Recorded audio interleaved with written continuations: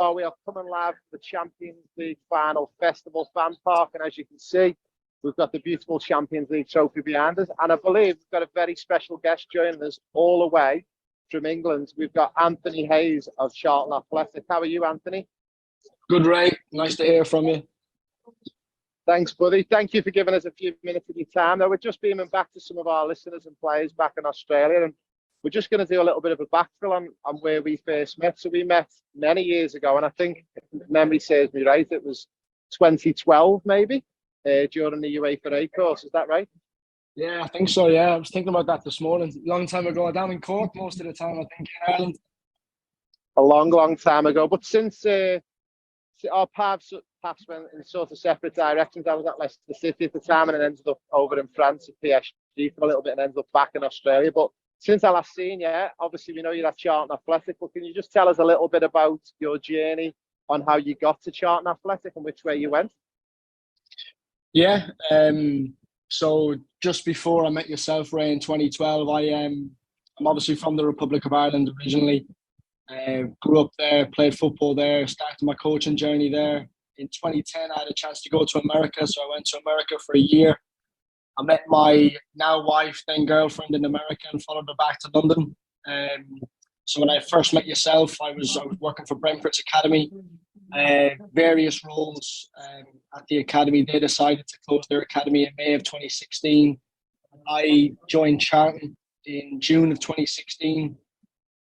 First of all as a 16s league coach, and then I've basically worked my way up to be the assistant manager. So I was the 16s lead, under 18s assistant coach, 18s league coach, 21s league coach, first team assistant manager, and for a little period last season I was the caretaker manager as well.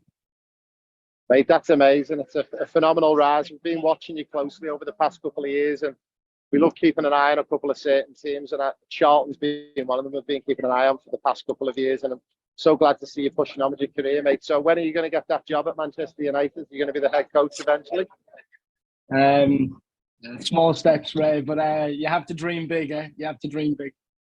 That's it, mate. You've got to aim for the stars, and then hopefully we'll get where you need to be. Now, I've got a couple of questions from some of our players. We work with players anything from 10 to 23 years of age to try and help them with their football. And one of the first questions that we got was, what is probably one of the best attributes you could have off the park as a player to make it as a player? Good question. I would say the most important attribute has got to be down to the player's mentality.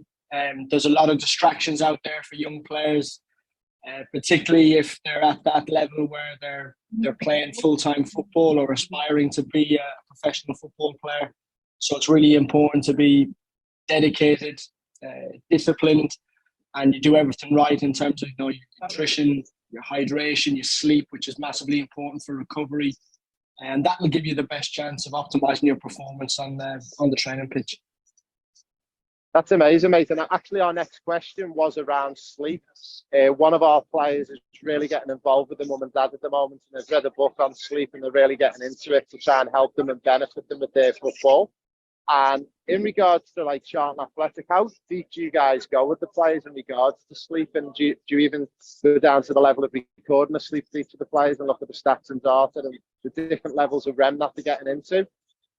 So we don't have that resource, Ray, but I think we're trying to look into it a little bit more. We do well-being questionnaires every day with the players, which the players have to fill in and be as honest and transparent as possible. It's not to try and catch players out. It's to do with their mental well-being and their physical well-being, with fatigue.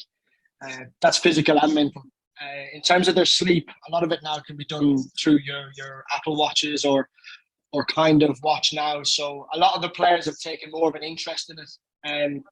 Some of the younger ones have found it more challenging because of, say, like the Xbox or the PlayStation, where they might find themselves going home in the afternoon and they might end up playing that console to the early hours of the morning, which obviously then impacts their sleep for the evening, and it doesn't allow them to get into a deep sleep.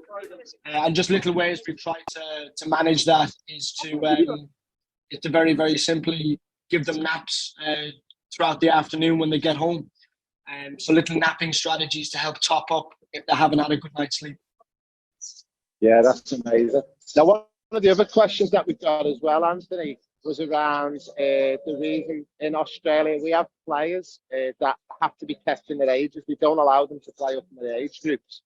And do you believe it's beneficial for players to be allowed to play up age groups if they're good enough, or do you think they should stay in their age groups? No, absolutely. Yeah, I think every individual is unique. They'll all be on different journeys. One of the quotes I kind of live my life by is never look sideways to compare, only for inspiration. So I don't think anybody should be looking at other people and looking at their journey and comparing it to their own. They can look at that individual for some inspiration, and certain players at certain times will need that extension and challenge of playing beyond their age range. Absolutely. And it works the other way, where you might have a late developer, and the level of success that he or she may be getting in their own age group is minimal because physically they're not developed at the same age as some of their teammates or peers. So again, for them to get some success, it might be in their best interest to maybe play down an age group to get some success and repetition, and to make them aware that they're a very good player, but they're just on a different pathway in terms of their physical maturation. So I think it works both ways. Yeah, that's an amazing answer. That's a great way to look at one of the things that we're trying to do in Australia at the moment, for sure, to push that advice that based on the maturation and the physical size should determine whether they should play up or not. But we've got so many players who are good enough to play up, but they're just not allowed to play up. And I just believe it's hindering development a little bit. Now, we've got one more question for you, mate, and it's actually from one of our coaches, which is a great question as well. And we do work with a lot of coaches in Australia. They've asked, outside of football qualifications, as a coach yourself, Anthony, have you upskilled yourself in any other areas, or have you educated yourself in any other areas outside of actual coaching badges? And if so, what did you do? So before I became a coach, a professional coach, I went to university, and I've got a bachelor's of business studies degree, which was a pathway I was looking at walking down at some point in my life a long time ago. But that's just, I suppose, an external qualification that I feel it's beneficial to have. The biggest thing I've looked at, and obviously at myself, I'm a young coach. I'm on a journey. I'm an ambitious person, but if I looked at the elite managers and coaches, what they all have as a life skill is they're all able to speak a second, third, or even a fourth language. So one of the things I'm currently undertaking is I'm actually doing a German and Spanish course, because one of the ambitions in my coaching journey is to at some point work abroad in a country where I don't speak the language. So my advice to any coach, the qualifications, like you alluded to, Ray, as you know, are so important. The experiences then of actually practically coaching are really important. The environments that you're in are unbelievably important, and the people you surround yourself with. But learn a second language, it's a life skill, and it'll open so many different avenues for you. Mate, you just hit the nail on the head. So part of our Pro Player Pathway program that we offer in Australia, if the players aren't successful in making it as a player, we actually get them to travel into Spain and France as part of their football and actually learn a language over that 1 or 2 years. And then we have an opportunity, if they don't make it as a player, we take them on as a coach, traveling the globe with us, and then hopefully upskilling them into getting that second or third additional language. So that's just amazing that you've alluded to that, and that's one piece of great information. And just lastly, I think it'd be definitely worthwhile mentioning for your audience, and I'm not sure if they'll be aware of this, but we've got 2 Australian boys at Charlton Athletic Football Club.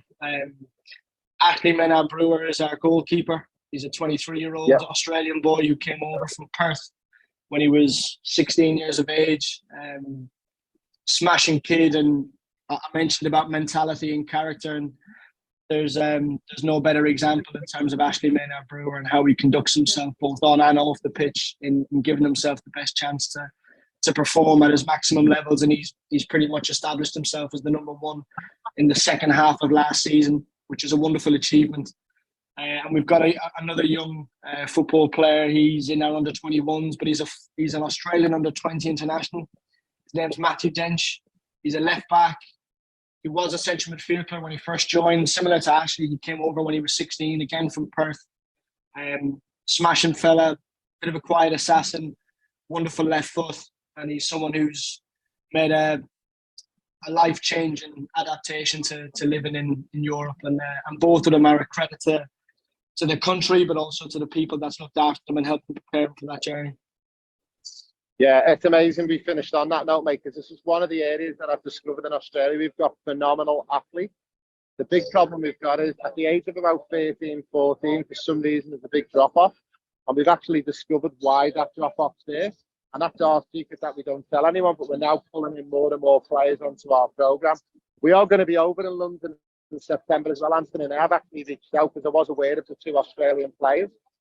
And also what we're looking to do is we're looking to maybe come and visit Charlton Athletic. We've actually got a group of 106 guests coming from Australia in September. So I'll reach out to you on messages, Anthony. We'd love to hook in with you and come and pay you a visit and come and bring all the Aussies to support you on for one of your matches. Brilliant. Well, absolutely, Ray. We'd love to facilitate that. So keep in touch and drop us a message before you travel, and we'll get something sorted. No problem.